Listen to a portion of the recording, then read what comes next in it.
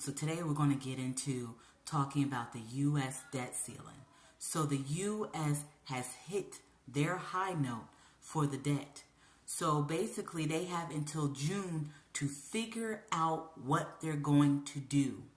Okay, so we know about a year or so ago, they also had reached their debt limit and they increased it. Then they started with all the inflation to combat everything, right?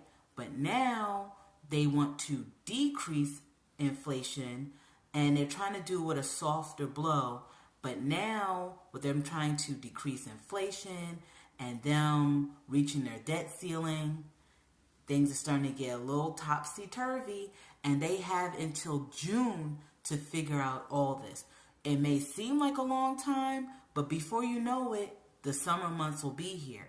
So they have until the beginning of June to decide what they're going to do. Are they going to increase it? Are they going to not increase it? What are they going to do? Basically, right now, if you think about it, the American dollar is basically nothing's backing it up. Seriously, there's nothing really backing up the American dollar. It's basically water right now. We have so much debt. Our debt is sky high. Inflation is beating down the American people. I mean, from the rental market to the food to everything. Gas goes up, it goes down. It goes up, it goes down. It's like a roller coaster. You don't know what you're going to get when you go to the gas station these days. The food, we are a family of 4 kids, me and my husband. So I do a lot of couponing when I go to the store and stuff. And that's been saving us a great deal. They got some of these local grocery stores. They've been having deals and coupons, and that's what I use. But let's just say that the U.S. defaults, which I don't believe they have in history had to default before. So let's hope they don't.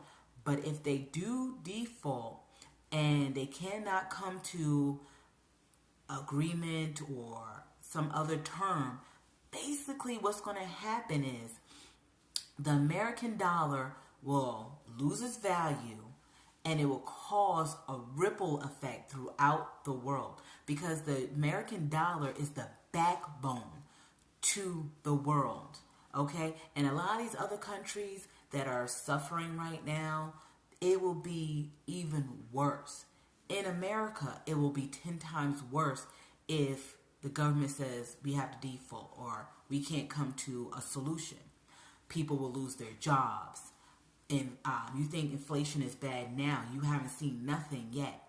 Certain programs would be cut, would lose funding, like Medicare, Social Security. People that receive welfare recipients.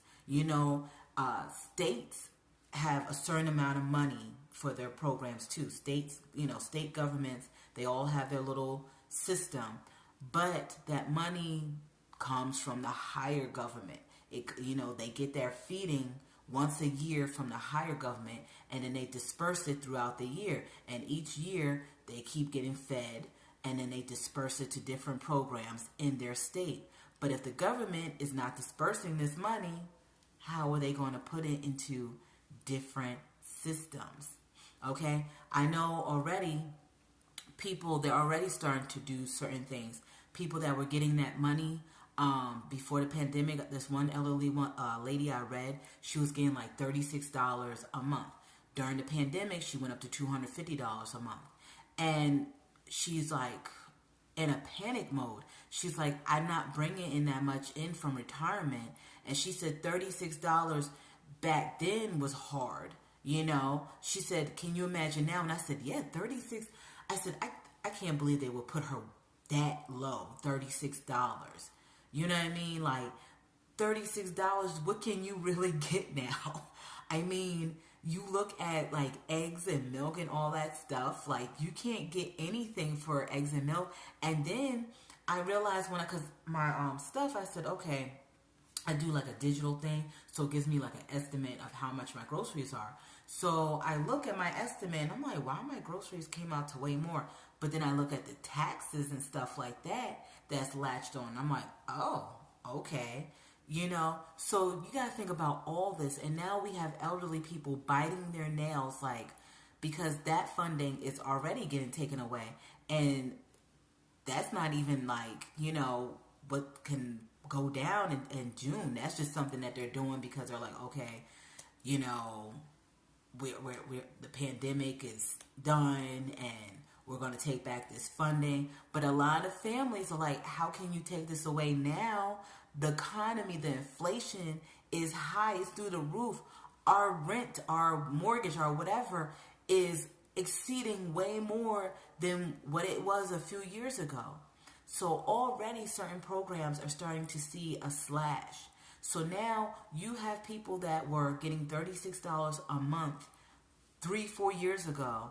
Now with all this inflation, they're going to go back to that $36 a month from $250. So when I was reading about this lady in the article, she's telling everybody to stack up what you can, buy non-perishable stuff for your families. And she said, my heart goes out to people that have children, because she's like, it's just myself. She's older. She's realizing, okay, it's just myself. I could probably, do different things, maybe go to a food bank or something to get something to help myself. But people that have children that were getting double or whatever the amount is, what is going to happen? Because I know years ago, I don't get it anymore, but years ago when I used to get food stamps, there was, 4 of us at the time, my 2 children and me and my husband. And we were getting like 300 something. And this was like years ago. And it was okay, but it still wasn't enough. So can you imagine that during the pandemic you were getting, say, I don't know, let's just throw a number like 600. That would be feasible enough now for the whole economy. But now, as of March, they're going to make you back. So basically, let's say before the pandemic you were getting $300 and you're a family of 4 or 5 and you're both working but you're not making enough. Or for those single mothers, for the mothers that, they have their children and they're single and they were getting, say, $600 and they're like, okay, I could maybe not have to work so much overtime and I could be maybe with my children a little bit more. Now, their money is about to be decreased. So can you imagine if the government defaults? I mean, they're doing this stuff now. Imagine if they have to default in June, the catastrophic event that can unfold in this country and abroad. It would be mayhem. It's already turning to mayhem. Things are already tight. Things are already topsy-turvy. People are already having to work overtime and 2 jobs and side hustles. So can you imagine what would happen in June? The economy is already damaged. Can you imagine what would happen in June? This could be catastrophic. Hopefully, I'm praying to the Most High that the U.S. government, which I don't have much faith in these days, can find a solution. So we all need to hope that they can find a solution, because if they can't, those of us that are living paycheck to paycheck right now, who can barely save any money, it's like they're going to pull the carpet right from underneath our feet. And they talking about recession. This is sounding more like a depression. Okay, this is sounding more like a depression era than a recession era. I don't know, guys. Only time will tell what the U.S. government is going to do for the American people. Hopefully they figure out something, because if they don't, we're going to be in a worse situation. We're going to go from the frying pan right into the fire, guys. It's going to get rough. Hold on.